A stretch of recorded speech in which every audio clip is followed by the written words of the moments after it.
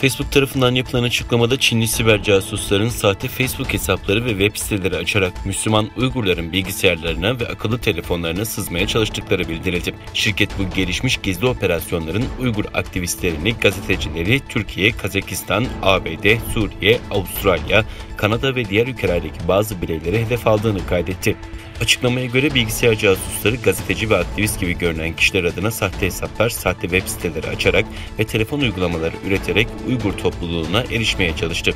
Bazı durumlarda bilgisayar casusları Uygurlar arasında popüler olan haber sitelerini aslında çok benzer şekilde taklit etti. Hedef kişilerin bu sitelerdeki linkleri tıklaması durumunda bilgisayarları ya da akıllı telefonları casus yazılımlar aracılığıyla takip altına alındı. Siber güvenlik firmasına göre yazılım bu kişilerin bulundukları yer, klavye vuruşları ve telefon rehberleri gibi bilgileri toparlayabiliyor. Facebook'a göre 2019'da ve 2020'de toplamda 500'den az kişi bu siber saldırılarla hedef alındı.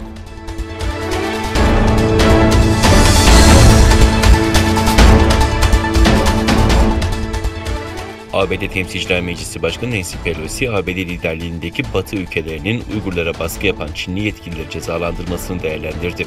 Pelosi, Biden hükümetinin Çin'e yönelik baskısının Çin'in Uygur halkına yönelik acımasız zulümlerinden sorumlu tutmada güçlü bir etkili adım olduğunu söyledi. Nancy Pelosi, 23 Mart'ta yaptığı açıklamada bu ABD ve uluslararası toplumun Uygur halkının haklarını ve onurunu Çin zulmüne karşı korumak için birlikte çalışacağının açık bir göstergesidir, dedi. 22 Mart'ta Amerika Birleşik Devletleri, Avrupa Birliği, Kanada ve Birleşik Krallık Uygurları ezen 4 Çinli yetkili ve bir kuruma eş zamanlı olarak ambargo kararını onaylamıştı. Çin'in Uygur halkına yönelik zulmü dünyanın vicdanına bir meydan okumadır diyen Pelosi, dünyanın harekete geçmesi gerektiğini de sözlerine ekledi. Pelosi ayrıca ABD Kongresi'nin Uygur Zorunlu Çalışma Yasası, Uygur İnsan Haklarını Koruma Yasası ve Uygur Zorunlu Çalışma İfşa Yasası'nın yürürlüğe girmesiyle yasama için daha fazla adım atacağını söyledi.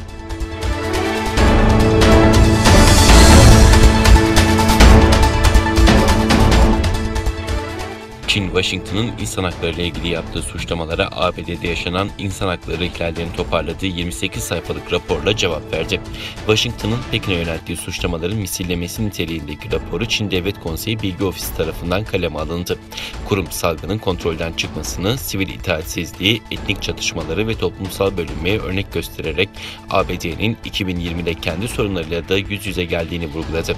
Raporda 6 Ocak'ta yaşanan kongre işgaline ve silah şiddetine dikkat çekildi. Pekin yönetimi Doğu Türkistan, Tibet ve Hong Kong politikalarından dolayı ABD'den gelen eleştirilere her yıl benzer bir raporla karşılık veriyor.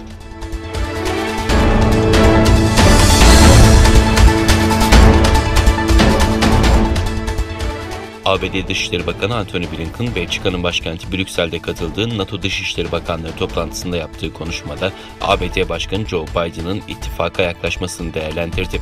NATO ittifakının ekonomik, teknolojik ve ideolojik alanlardaki tehditlere karşı koyması için kapasitesini genişletmesi gerektiğini savunan Blinken, piyasalarda ve teknoloji sektöründe kritik kaynaklara erişen Çin ve Rusya'nın bu kaynakları ABD ile müttefikleri arasında nifak sokacak şekilde kullandığını söyledi.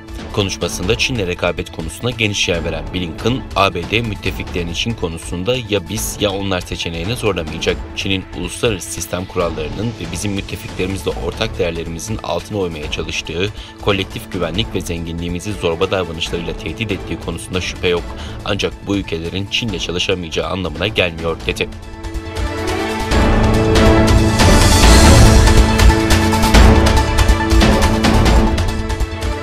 ABD Menkul Kıymetler ve Borsa Komisyonu'ndan yapılan açıklamada eski ABD Başkanı Donald Trump tarafından Aralık 2020'de imzalanan ve Çinli firmaları ABD borsalarından çıkarabilme fırsatı veren yabancı şirketler sorumluluk yasasının uygulanmaya konulduğu belirtildi.